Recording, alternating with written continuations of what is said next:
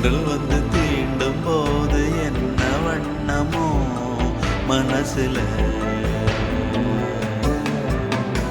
திங்கள் வந்து காயும் போது என்ன வண்ணமோ நினப்புல, வந்து வந்து போகுதம்மா எண்ணம் எல்லாம் வண்ணமம்மா,